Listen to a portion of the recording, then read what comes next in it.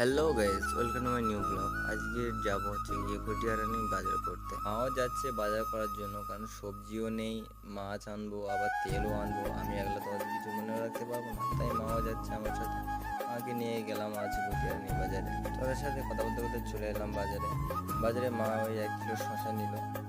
শসা নেওয়ার পরে তারপরে চলে গেলাম লঙ্কা দোকানে। লঙ্কা দোকানে দাদু অনেক দাম বলছিল, তাই দাম কমিয়ে 500 লঙ্কা নিলাম দাদুর দোকান দিয়ে।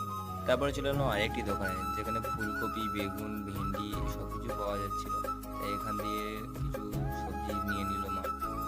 তারপরে চলে এলাম কাকুটার দোকানে। কাকু এখানে ক্যাপসিকাম ক্যারেট নিয়ে বসেছে, তাই আসলাম। মা এখান থেকে ক্যাপসিকাম নিয়ে নিল। মাছ দোকানে এসে তো অবাক, কারণ এখানে অনেকগুলোই মাছ এসেছে, অনেক রকম। তাই একটি সিলভার কাপ থেকে মাছ তুলে নিলাম। কাকিমা খুব ভালো করে মাছের আঁশটা ছাড়িয়ে দিচ্ছে।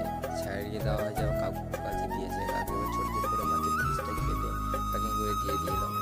মা আর আমি এবার চলে যাচ্ছি বাড়িতে। এই পর্যন্ত ভিডিওটি, যদি ভিডিওটি ভালো লেগে থাকে লাইক কমেন্ট আর শেয়ার করে দিও।